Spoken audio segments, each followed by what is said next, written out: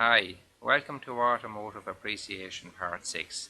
In this course we cover the Ackermann steering, caster, toe and camber, power assisted steering, suspension systems, springs and dampers, double wishbone and McPherson strut.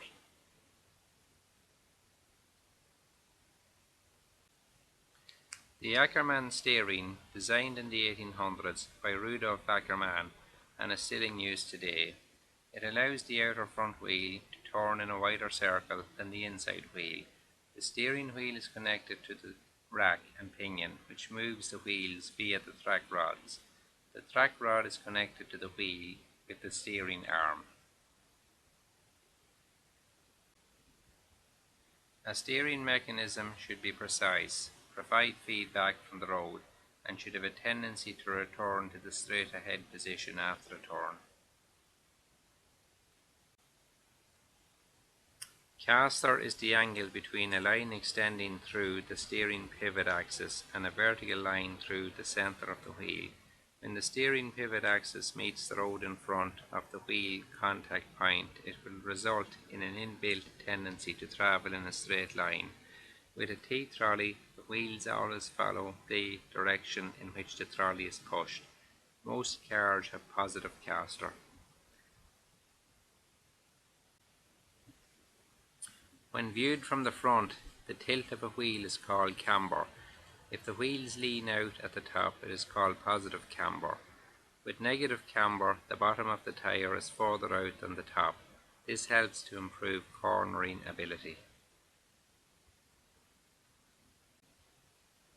Scrub axis is the distance between the steering axis road contact point and the center of the wheel.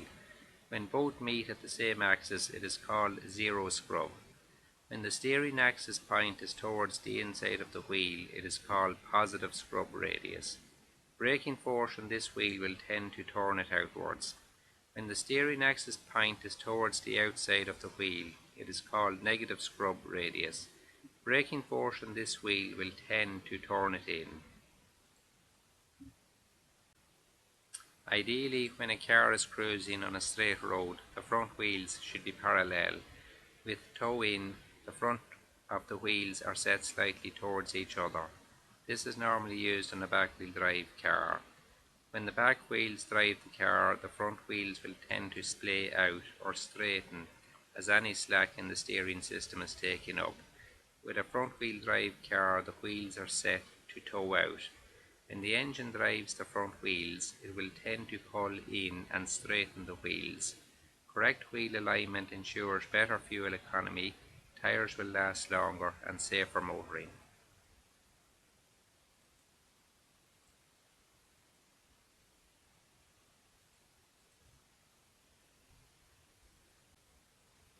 With a hydraulic power steering, the hydraulic pump is driven by the engine, and the power steering oil is directed to the actuator via the rotary control valve and hoses. When the steering is at rest, the fluid exerts an equal pressure on both sides of the piston. When the steering wheel is turned, a torsion bar connected to a rotary valve diverts more oil to one side of the piston, providing assistance in that direction. Early power steering systems were belt driven by the engine, with the pump speed proportional to engine speed. Often this results in the high pump speed when it is not required. It also reduces the power available for the driven wheels. With an electro-hydraulic system, an electrical motor is used to drive the hydraulic pump. When the pump is not required, the motor is switched off, saving power consumption.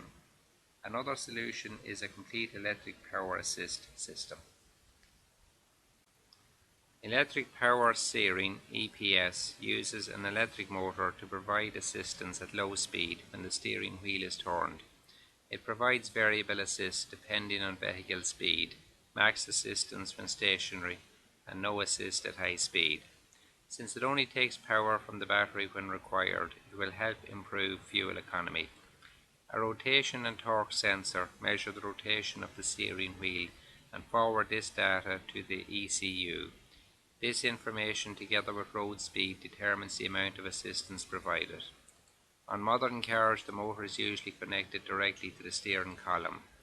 This speed-sensitive electric system is also lighter and cheaper than the hydraulic equivalent.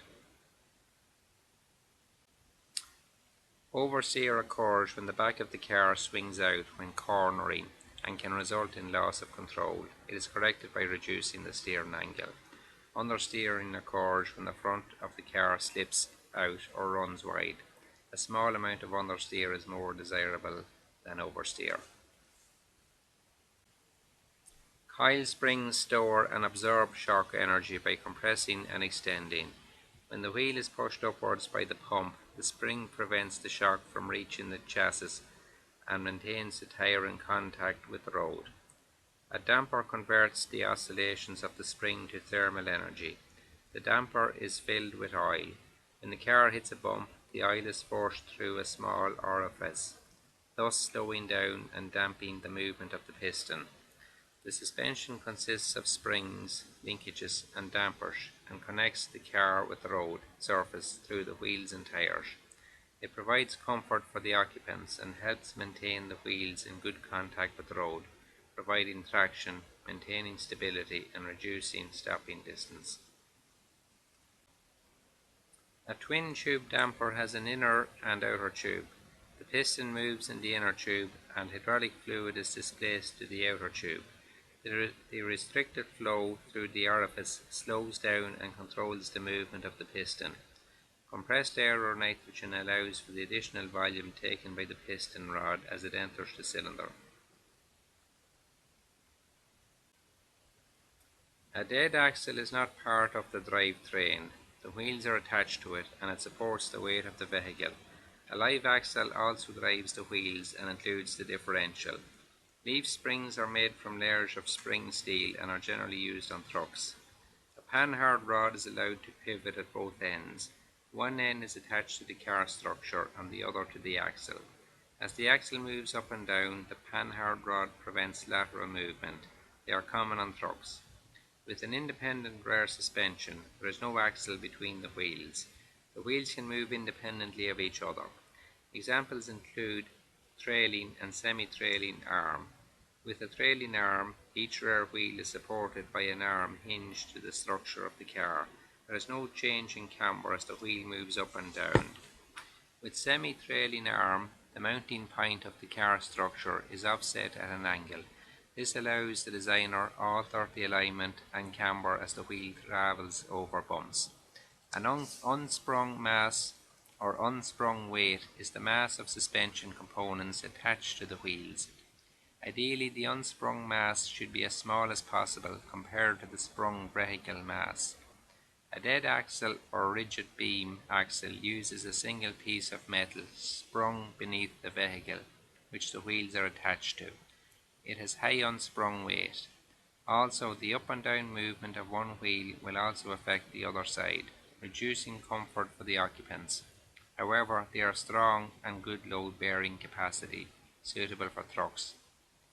With an independent suspension, each wheel is connected by its own linkage and its movement does not affect the other wheel. An independent suspension has less unsprung weight and allows the wheels to move independently of each other. A double wishbone suspension has two wishbone-shaped links attached to the car at the wide end, and the narrow end is connected to swivel members which have the stub axle and wheel. The spring and damper are located between the lower member of the car structure. In most cars, the wishbones are not of equal length or parallel. This system is expensive to manufacture but gives good stability to the wheel. They are often used on racing cars. The wishbones can be designed to alter the camber of the wheel as the suspension is deflected. Negative camber provides better stability as the car corners. The McPherson strut has a telescopic strut anchored at the top by a flexible rubber mounting. The top mounting includes a bearing which allows the complete strut to swivel and steer the car. The transverse link is connected to the strut with ball joint. To absorb road shocks, a coil spring surrounds the strut, which also contains a damper. The McPherson strut is mechanically simple, takes up less place, allows more space for the engine and occupants. It also has low unsprung weight. They require considerable vertical height, and the body has to be strong where the strut is attached. A CV joint or constant velocity joint allows connection from the drive shaft to the wheel. It allows movement in all directions and is covered by a rubber boot to prevent ingress of dirt. When a car corners, the body tends to roll or sway. In this demo, we have omitted the springs and dampers for clarity. An anti-roll bar, sway bar or torsion bar connects left and right side suspension to each other. As the suspension is compressed on one side, it exerts a twisting force on the torsion bar, transferring some of the load to the other wheel, reducing body roll. Most cars have a front anti-roll bar, while sports cars may have one front and back. Obviously, if both sides of the suspension are connected together, we no longer have an independent system. A stiff bar reduces body roll, but too stiff can limit the operation of the independent suspension and cause the inside tyre to lift. Often a compromise is required. Chào các bạn, nếu các bạn cảm thấy clip của mình hay thì hãy like và subscribe cho mình nha. Cảm ơn các bạn.